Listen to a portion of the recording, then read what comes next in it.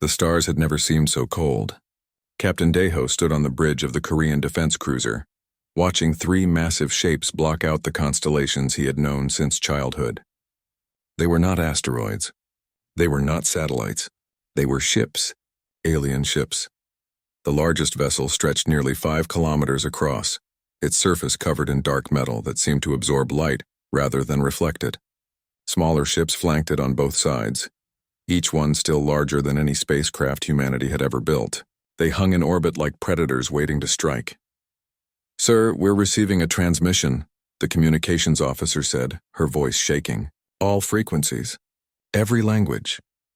The voice that came through was mechanical, translated by computers that had analyzed Earth's broadcasts for months.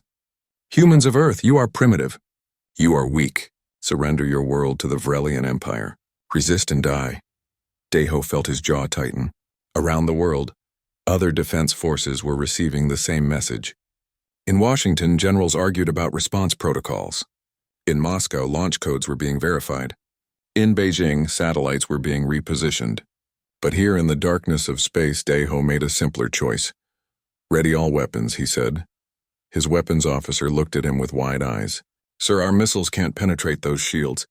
Intelligence reports say their technology is centuries ahead of ours." "Then we'll teach them that centuries don't matter when you're fighting humans," Daeho replied. "Fire."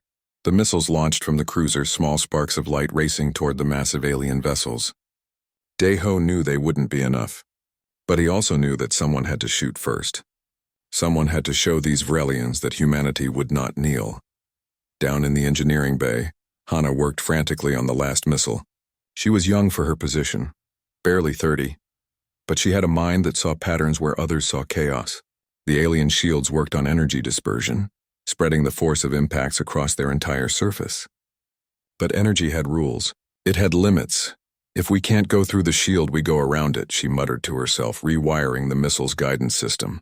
She added an electromagnetic pulse generator, stolen from an old satellite defense system. It was experimental. It was dangerous. It might kill everyone on the ship if it backfired. She launched it anyway. The missile streaked through space slower than the others, wobbling slightly from the unbalanced modifications. The Vrelian shield generators detected it, calculated its trajectory, and prepared to disperse the impact. But the electromagnetic pulse hit first, scrambling the shield's targeting system for just a fraction of a second. The missile punched through. It struck the alien hull and exploded, tearing a hole 20 meters wide in the side of the massive warship. Atmosphere vented into space, debris scattered like shrapnel, and for the first time in 300 years of conquest, the Vrelian Empire bled.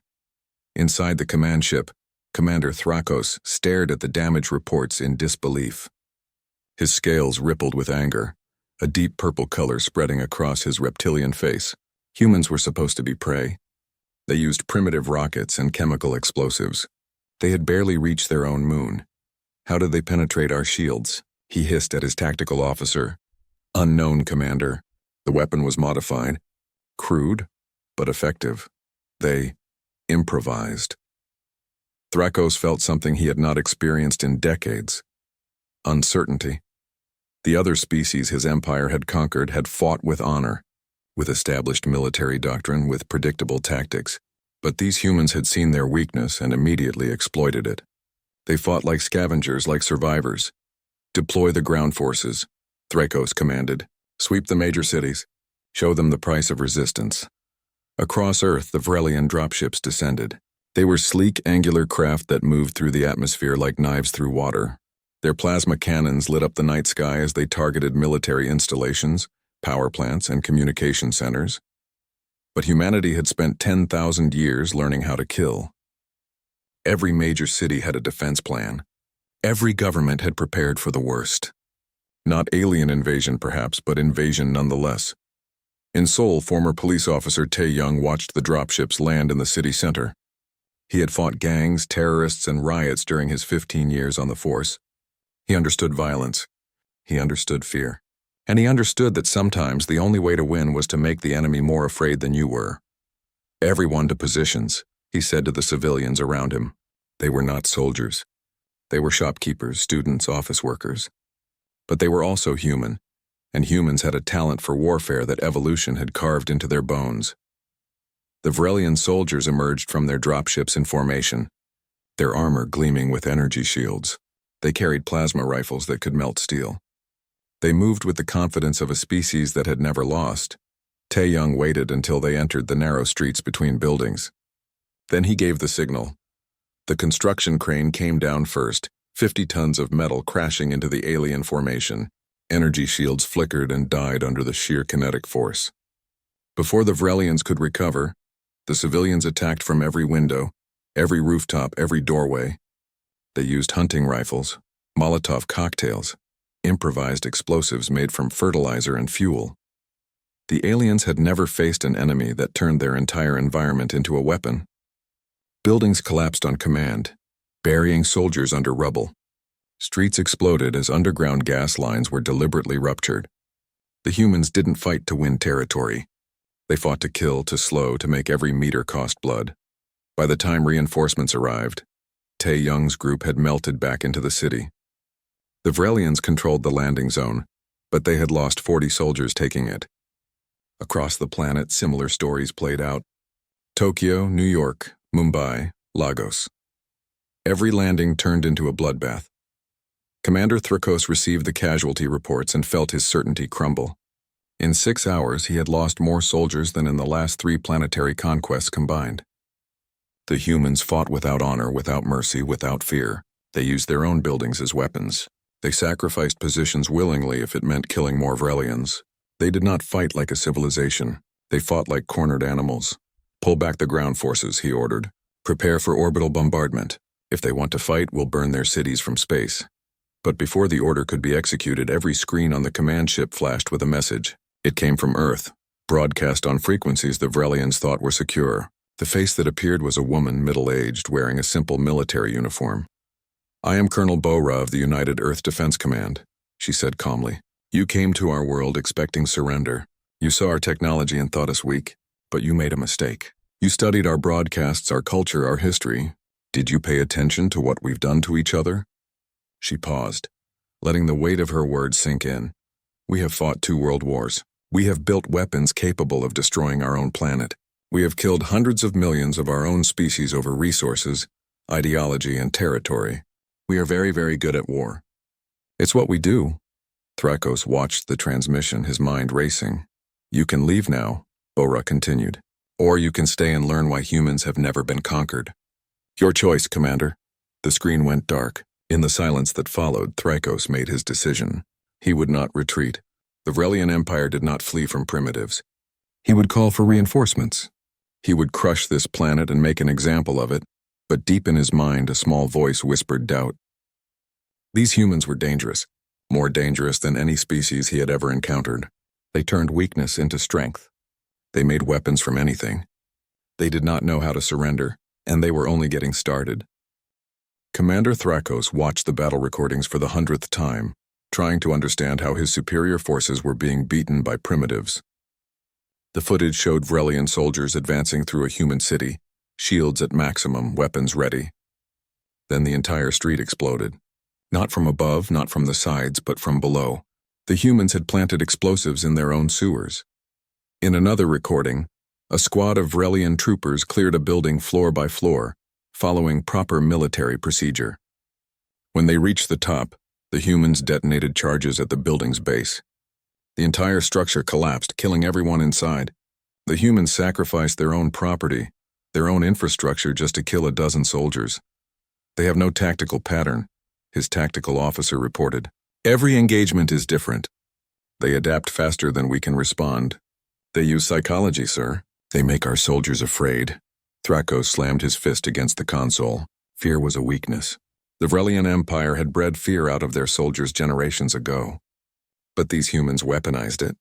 They left bodies in positions that made no tactical sense, just to disturb those who found them. They broadcast screams over captured communication channels. They fought like demons. Below, in the ruins of Seoul, Tae-young led a group of survivors through the subway tunnels. The underground networks had become a maze of resistance, connecting safe houses, supply depots, and ambush points. The Vrelians controlled the surface, but below ground, humanity ruled. "They're moving a convoy through the Eastern District," one of his scouts reported. 6 armored transports, maybe 50 soldiers. Tae-young studied the map. The Eastern District had been evacuated, the buildings rigged with the last of their explosive supplies. It was a trap waiting to be sprung, but the Vrelians had become cautious. They scanned for explosives now, used drones to check ahead. "We can't use the buildings," Tae-young said thoughtfully, "so we use something they won't expect." 30 minutes later, the Vrelian convoy rolled through the empty streets, sensors sweeping for threats. The buildings were clear. The roads were clear. Their scanners detected nothing. Then the water mains burst. Thousands of gallons of water flooded the street, not deep enough to stop the vehicles, but enough to conduct electricity. Tae-young's team had spent 2 days rewiring the district's power grid, channeling every available volt into the water system. When they threw the switch, the entire street became an electric killing field. Vrelian shields were designed to stop plasma and kinetic impacts. They were not designed to stop electricity flowing through water. Soldiers died screaming inside their armor. Vehicles sparked and died. The convoy ground to a halt, and from the buildings humans emerged with captured plasma rifles and improvised weapons. The battle lasted 6 minutes. When it was over, Tae-young's team had lost 3 people. The Vrelians had lost everyone. Across the ocean, in a hidden laboratory beneath the ruins of Busan, scientist Ji-woo worked on a project that could change everything. She had recovered 3 intact Vrelian plasma rifles from the battlefield, along with pieces of their armor and shield generators. The technology was incredible, far beyond Earth's capability, but it had weaknesses. "The armor is too specialized," she explained to her team, pointing at the molecular structure on her screen. "It's designed to disperse energy weapons. But against physical impact, against blunt force, it's actually weaker than our own body armor." Her assistant looked confused. "So their advanced armor is worse than ours?" "In some ways, yes," Ji-woo said. "They've spent centuries fighting enemies with energy weapons. They optimize for that, but we still use bullets, explosives, shrapnel. We're fighting a war they're not equipped for." She held up a modified plasma rifle, its alien design now fused with human ballistic technology. "This is a hybrid. Plasma for shields, kinetic rounds for armor. It's ugly, inefficient, and it overheats after 20 shots. But it works." Within a week, Ji-woo's workshop was producing 50 hybrid weapons a day. They were distributed to resistance cells across the planet, carried through tunnels and hidden routes. The Vrelians noticed the change immediately. Their casualties increased. Their advantage disappeared. Captain Daeho floated in the darkness of space, watching the alien command ship through his cockpit window. His defense cruiser was gone, destroyed in the initial bombardment, but he had escaped in a small shuttle, along with pilot Yuna and a handful of volunteers. They were strapped into a civilian transport that had been modified for stealth, its engines barely running, its heat signature almost invisible. "This is insane," Yuna whispered. "We're going to board an alien warship with fire axes and cutting torches." "They won't expect it," Daeho replied. "They think in terms of technology, tactics, military doctrine. They won't expect us to just cut our way in." The plan was simple and suicidal. They would attach to the hull, cut through the outer plating, and breach the ship through sheer brute force. No hacking, no clever technology, just humans with tools and determination. They drifted close, magnetic clamps locking onto the alien hull.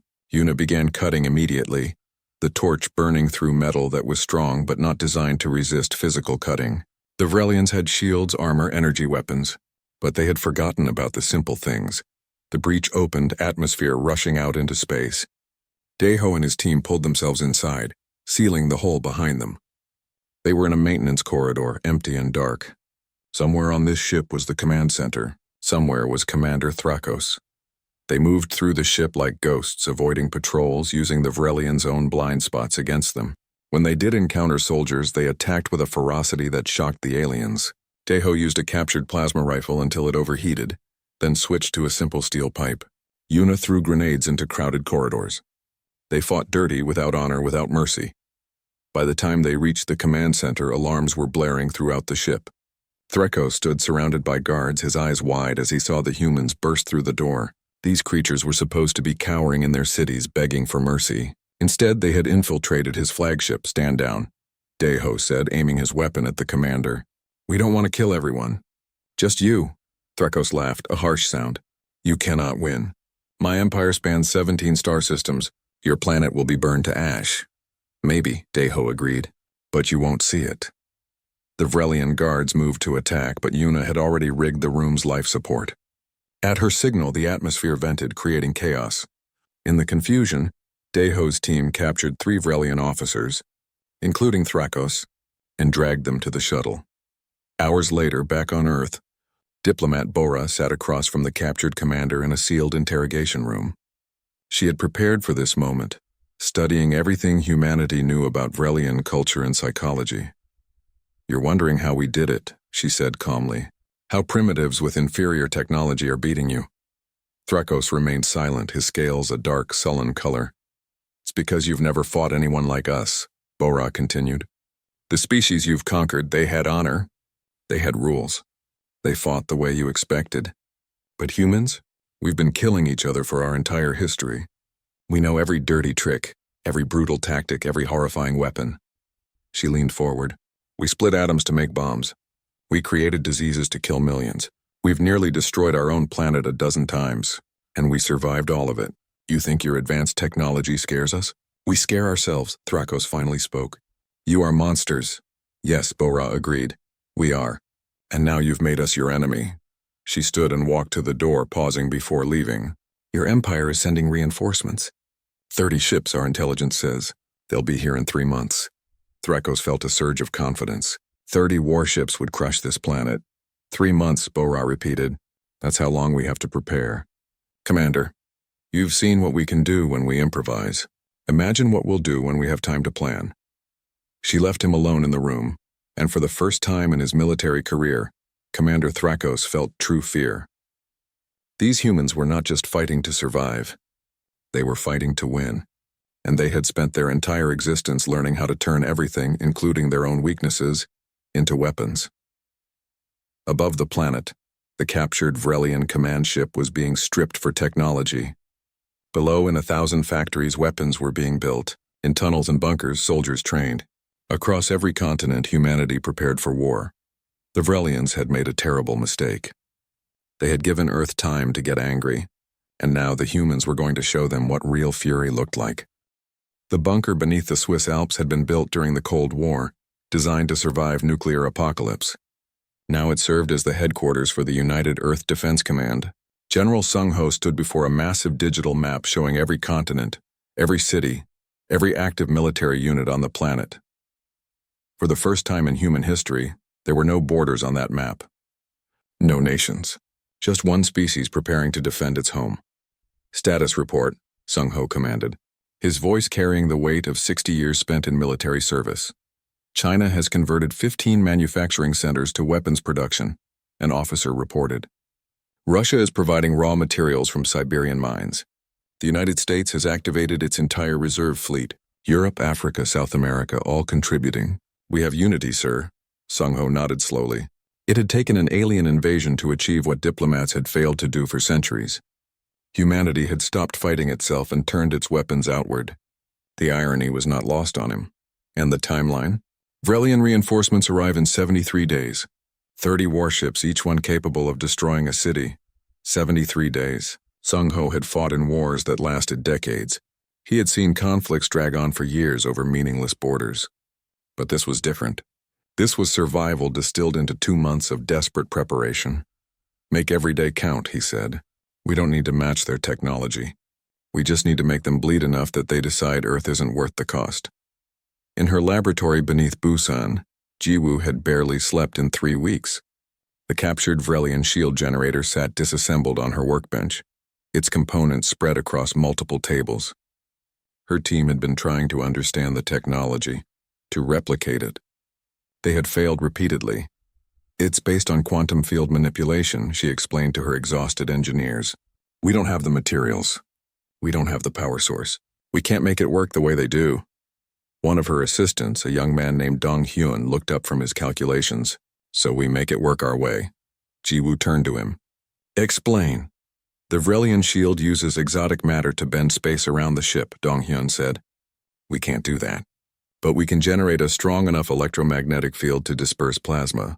It won't stop kinetic weapons, but neither do their shields, really. And ours will use technology we actually understand. It was crude. It was inefficient. The generators would overheat after minutes of use and required cooling systems that weighed tons. But it worked.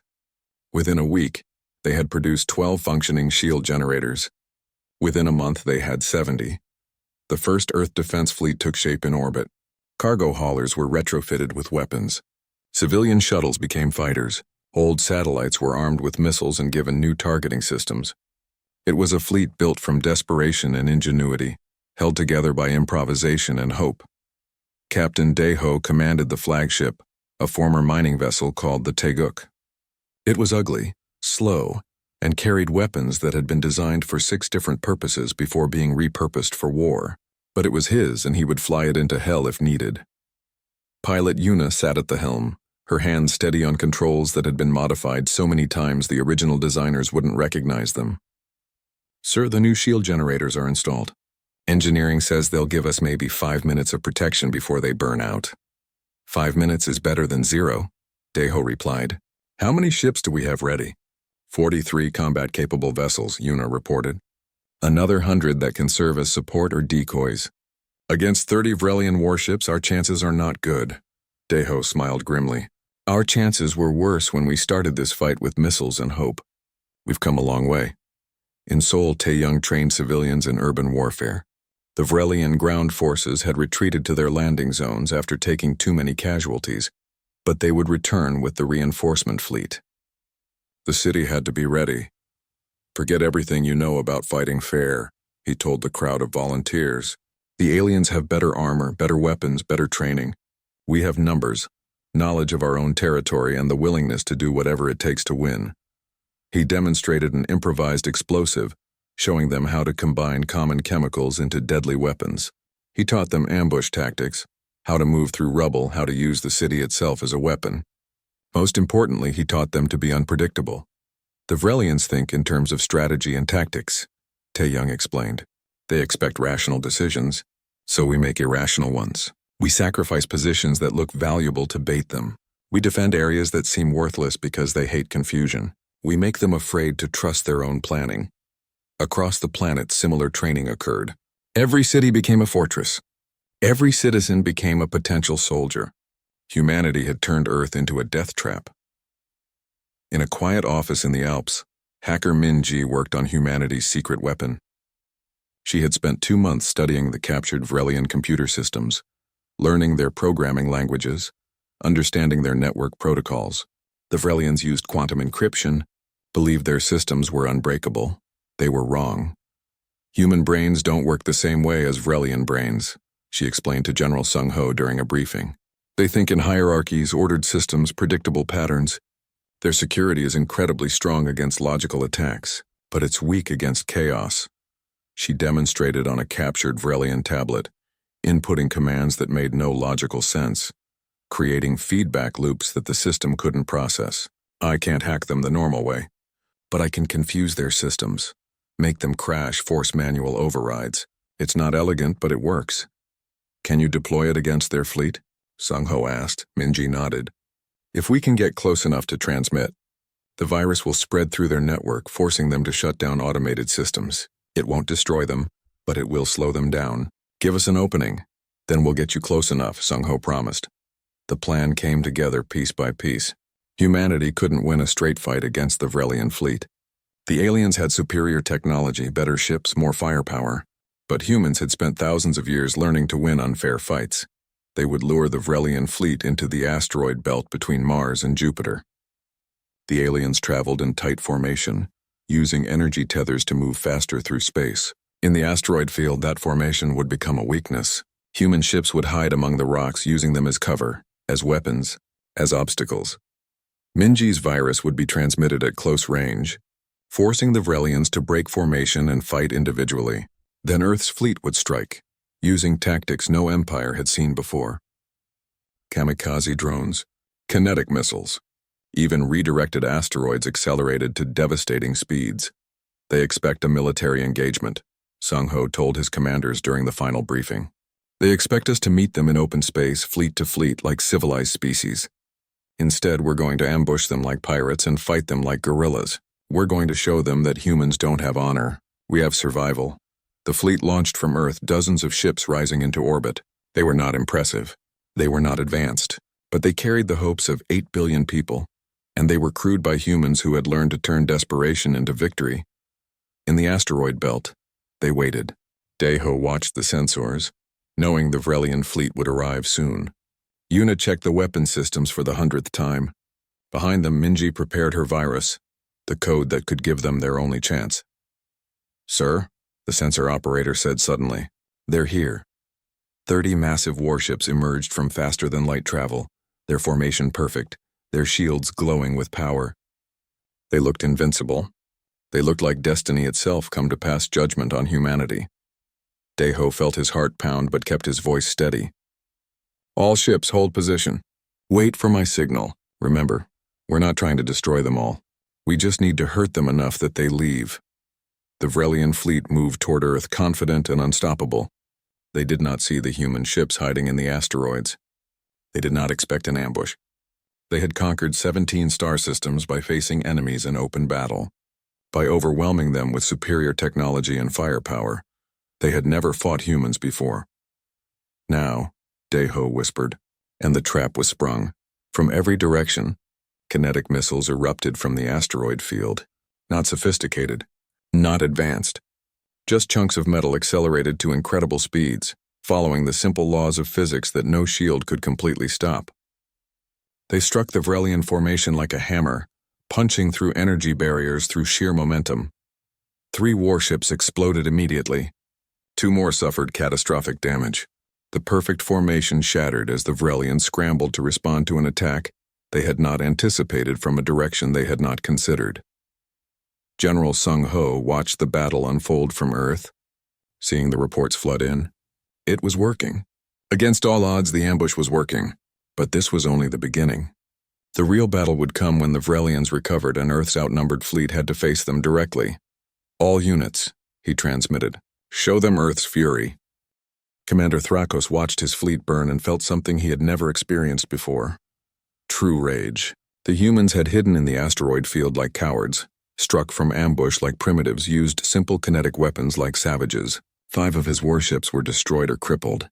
5 ships lost to rocks thrown by apes. "Break formation," he commanded. "Hunt them down individually. Show them the price of defiance." The Vrelian warships scattered, their advanced sensors searching for the human vessels. They found them quickly.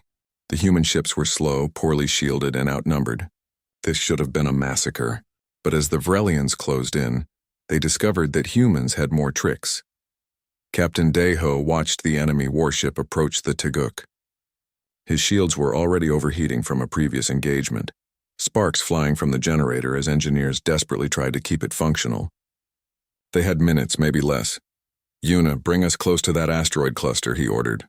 "Make them chase us through the debris." Pilot Yuna grinned despite the danger. She had been flying since she was 16, everything from crop dusters to experimental fighters. She knew how to make a ship dance. They're bigger and more powerful, but let's see if they can match human reflexes. She dove the Taguk into the asteroid field, weaving between rocks with centimeters to spare. The Vrelian warship followed, confident in their superior technology. But Yuna knew something they didn't. She had mapped this section of the belt personally, knew every rock, every gap. When the Vrelian ship committed to the chase, she cut the engines and flipped the Taguk end over end, firing every weapon they had directly into the enemy's path. The Vrelian shields held, but the sudden maneuver forced them to alter course, directly into an asteroid the size of a building. The impact didn't destroy the warship, but it damaged their engines. Before they could recover, 3 more human vessels emerged from hiding and opened fire. Plasma met shields in a brilliant display of light and energy. The Vrelian ship managed to destroy 1 human vessel before its own reactor went critical. Across the asteroid belt, similar scenes played out. The Vrelians had superior technology, but the humans had something more valuable.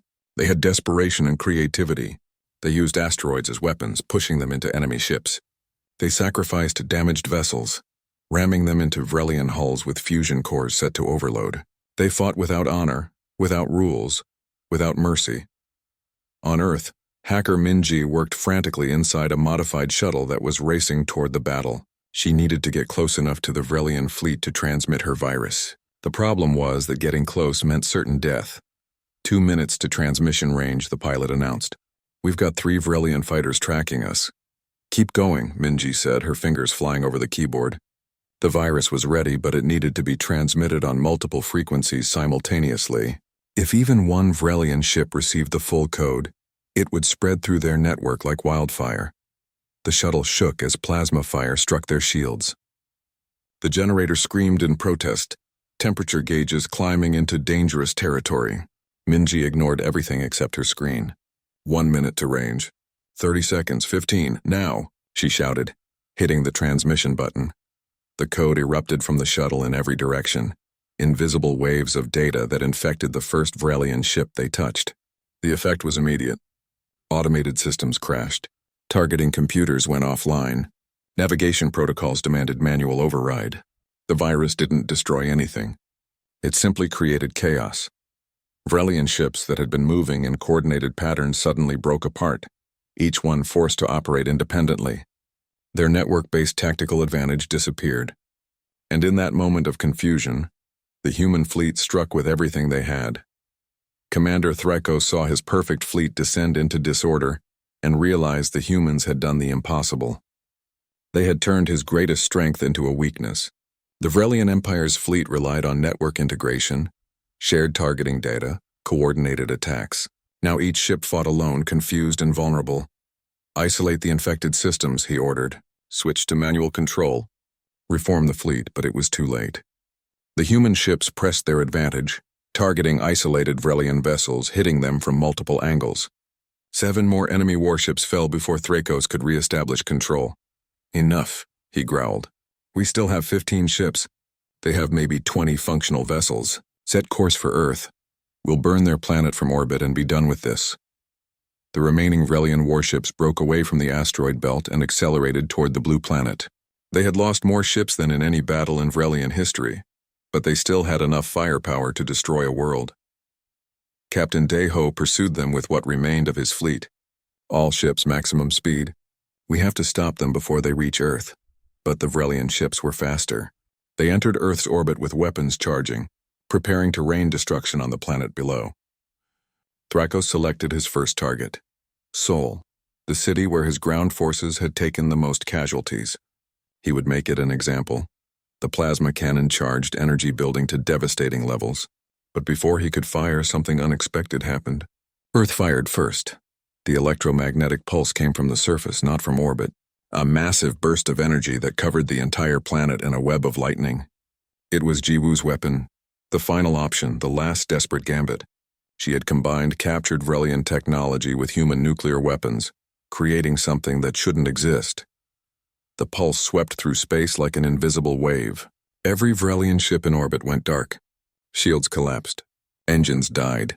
Life support failed. 15 warships became 15 coffins drifting silently in the darkness. On Earth, every city went dark. Power grids failed. Communications stopped. Electronics fried. Jiwoo had known this would happen. The weapon couldn't distinguish between Vrelian technology and human technology. To save the planet, she had to cripple it. General Sung Ho stood in a bunker that had been shielded against the pulse. Around him, officers worked with paper maps and radio communications that had been protected in Faraday cages. The electromagnetic pulse had knocked Earth back to the 20th century, but they were still alive. All units execute ground assault protocol, he ordered into a radio microphone. The enemy ships are disabled. Board them, capture them, end this war.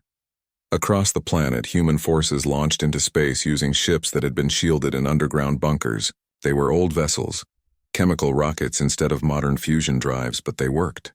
They approached the dead Vrelian warships and cut their way inside. Commander Thrakos sat in darkness, emergency lights barely illuminating his command center. His ship was dying around him, atmosphere slowly leaking into space. He heard the sounds of cutting metal, knew the humans were boarding. He had failed. The Vrelian Empire's 300-year conquest had been stopped by primitives who fought with rocks and desperation. The door burst open, and Captain Deho entered. Wearing an old-style spacesuit, carrying a weapon that was half plasma rifle and half human assault rifle. Behind him, a dozen soldiers secured the room. "Commander Thrakos," Deho said. "Surrender your forces. The battle is over." Thrakos looked at him with hatred and confusion. How did you defeat us?" Deho lowered his weapon slightly. "You thought we were weak because we fight each other. You didn't understand that fighting each other made us stronger. Every war we've ever fought taught us something new about survival. We learned to improvise. We learned to adapt. We learned that honor means nothing when you're dead." He gestured to the darkened ship around them. "You relied on your technology. We broke it. You relied on your tactics. We ignored them. You fought the way you always fought. We fought the way we needed to fight." Thrakos felt his scales turn a pale, defeated color. "My empire will send more ships." "This isn't over." "Then we'll be ready," Deho replied. "Because now we have your technology, your ships, and most importantly, we've learned how to beat you. Tell your empire that Earth is off limits. Tell them what happened here. Tell them that humans don't surrender." In Seoul, Taeyong emerged from the tunnels to see the city in darkness. No lights, no power, but also no plasma fire raining from the sky. People came out of their shelters looking up at the night sky where Vrelian warships drifted like dark ghosts. "We won," someone whispered. Then louder, "We won!" The cry spread through the city, through every city. Humanity had faced extinction and survived. They had fought an empire and won. The cost had been terrible. Millions dead, cities in ruins, technology set back decades. But Earth still stood. In her laboratory, Jiwoo looked at the burnt-out remains of her weapon. It had worked, but the price was higher than she had wanted to pay. It would take years to rebuild Earth's infrastructure, to restore power and communications. But they had time now. Time to recover, to rebuild, to prepare for whatever came next. General Sung-ho stood on the surface looking at the stars. "Get me a communication line to all remaining Vrelian ships. It's time to discuss terms of surrender." The silence was strange. For 3 months, Earth had lived with the sound of war. Explosions, plasma fire, screaming engines, and the constant rumble of conflict. Now there was only quiet, broken by the crackle of small fires and the voices of survivors calling for each other in the darkness. General Sung-ho stood on the roof of his bunker, looking at Seoul in the distance. The city was dark, no lights anywhere, just the faint glow of dawn beginning to break. 15 Vrelian warships drifted in orbit above, dead metal tombs holding thousands of alien soldiers who had learned too late that humanity could not be conquered. "Sir, we've secured the last of the Vrelian ground forces," an aide reported. "They surrendered without resistance once they realized their ships were gone." Sung-ho nodded slowly. "Treat them well. They're prisoners of war, not animals. We won, but we don't need to become monsters." The aide hesitated. "Some of the civilian groups are calling for executions. Revenge for the cities that were bombed. Then remind them that we're better than that," Sung-ho said firmly. "We fought to survive, not to become what we defeated. The Vrelians will be held, treated fairly, and eventually returned to their empire with a message. Earth is not to be touched again." In orbit, Captain Deho walked through the captured command ship, now lit by emergency power provided by human generators. Vrelian officers sat in secured areas, guarded by soldiers who looked exhausted but victorious. Commander Thrakos was being held in his own quarters under constant watch. Deho entered the room and found the Vrelian commander staring out at Earth through the viewport. The planet looked beautiful from space, blue and green and white, so peaceful that it was hard to believe a war had just been fought there. "Your planet is primitive," Thrakos said without turning. "No planetary shields, no orbital weapons platforms, no unified space force until we attacked." "How did you win?" Deho moved to stand beside him, also looking down at Earth. "Because we've spent our entire history fighting, not against aliens, against ourselves. Humans have fought over everything you can imagine. Land, resources, ideology, religion, pride. We've built weapons to destroy our own species. We've come close to extinction dozens of times." He turned to face Thrakos. "You fought us with honor, with established military tactics, with confidence in your superior technology. But we fought you the way we fight each other, without rules, without honor, with every dirty trick we've learned over thousands of years. You were fighting to conquer. We were fighting to survive. There's a difference." Thrakos finally looked at him. "My empire will want to know everything about this defeat. They will study you, learn from their mistakes." "Good," Deho said. "Let them study.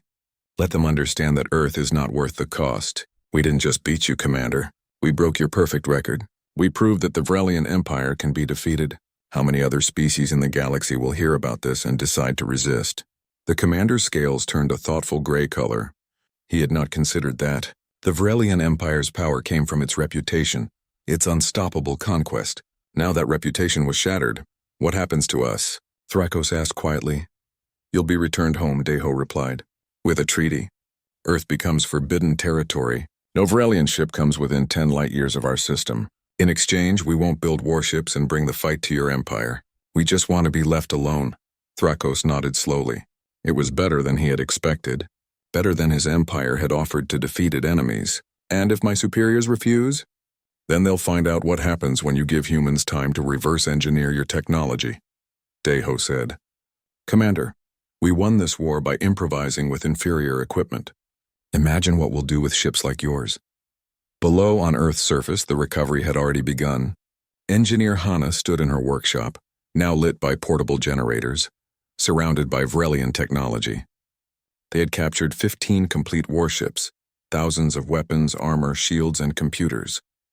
It was a treasure trove that would advance human technology by centuries. Can we rebuild the power grid? Her assistant asked, looking at the burnt-out remains of their electrical systems. Eventually, Hana replied. The electromagnetic pulse fried everything with a circuit board. But we have the knowledge, and now we have Vrelian power generators. We'll rebuild better than before, stronger, more advanced. She held up a Vrelian shield generator intact and functional. In 6 months, we'll have working shields. In a year, plasma weapons. In 5 years, our own faster-than-light drives. The Vrelians gave us more than defeat. They gave us their technology. In Seoul, Tae-young helped clear rubble from the streets, working alongside civilians to rebuild their city. The underground networks that had served as hideouts during the war were now being converted into emergency shelters and supply routes. The city was dark, damaged, but not destroyed. It would recover. A young woman approached him, someone who had fought in his resistance cell. What happens now? Do we go back to normal? Tae-young looked at the damaged buildings around them. There is no normal anymore. We've changed. Earth has changed. We know now that we're not alone in the universe, and we know that the galaxy is dangerous. We'll rebuild, but we'll also prepare. Next time aliens come, we'll be ready from day one. In a secured conference room deep beneath the Alps, diplomat Bora sat across from a video screen showing Commander Thrakos. Between them was a document, written in both human languages and Vrelian script. The treaty. These terms are harsh, Thrakos said, reviewing the document. These terms keep you alive, Bora replied calmly. Your empire attacked us without provocation. You bombed our cities, killed millions of our people. We would be justified in executing every Vrelian soldier we captured. Instead, we're offering peace. She leaned forward. Here's what your empire will do. First, complete withdrawal from Earth's solar system. Second, reparations. Technology, resources, information. Third, a formal declaration that Earth is protected territory. Any species that attacks us will be considered to have attacked your empire as well. Thrakos looked shocked. You want us to protect you? No, Bora said. We want you to warn others. Your empire's reputation is damaged. The Vrelians were defeated by primitives. That's what every species in the galaxy will hear. But if you stand by this treaty, you can turn defeat into wisdom. You can be the empire that recognized humanity's potential and chose alliance over conquest. She smiled slightly. Think about it, Commander. Earth has resources you need. Elements, materials, technology. We're creative, adaptable, and now we know we can fight. Would you rather have us as enemies or as partners? Thrakos considered her words carefully. She was right. The Empire had lost this war, but they could still gain something from it. I will recommend acceptance of these terms to my superiors. You do that, Bora said. And Commander, make sure they understand. If they refuse, if they send more ships, Earth will not just defend. We'll attack. We'll take the war to your empire. We'll teach every species you've conquered how to fight back. Is that really what you want? The threat hung in the air, real and terrifying. Thrakos had seen what humans could do when defending their home. He did not want to see what they could do on the offensive. 1 year later, Earth looked different. The power had been restored. Not with old technology, but with new systems based on Vrelian designs. Cities had been rebuilt with shields and defense systems. Orbital platforms ringed the planet, armed with weapons that combined human ingenuity with alien power. In a shipyard floating above Earth, the first human-designed interstellar vessel was completed. It was not as elegant as a Vrelian warship, but it was functional, powerful, and uniquely human. On its hull, painted in letters that could be seen from orbit, was its name: UNSS Fury. Captain Deho stood on the bridge of the Fury, pilot Yuna at the helm, hacker Min-ji at the communication station. The crew was small, just 60 people, but they were trained, experienced, and ready. Their mission was simple: explore the galaxy, make contact with other species, and deliver a message. Humanity had arrived. "All systems ready, Captain," Yuna reported. "Course plotted for the nearest star system with intelligent life. 30 light years, 4 days travel at maximum speed." Deho looked at his crew. These men and women who had fought and survived the war. They represented the best of humanity. Strong, smart, determined, but also compassionate and wise. Earth had learned its lesson. Power without wisdom led to destruction. "Take us out," he ordered. The Fury's engines ignited with a blue glow that had never existed before the war, faster than light travel, made possible by Vrelian technology and human engineering. The ship accelerated smoothly, leaving Earth behind, heading into the unknown. On Earth, General Sung-ho watched the departure from his office, now rebuilt and equipped with technology that would have seemed like magic a year ago. He was older now, ready to retire, but he needed to see this moment. Needed to know that Earth's sacrifice had led somewhere. "We did it," his aide said softly. "We survived. More than survived," Sung-ho replied. "We won. And now we're ready for whatever comes next." In her laboratory, scientist Jiwoo worked on the next generation of human technology. She had teams around the world all working to improve the captured Vrelian systems to make them better, more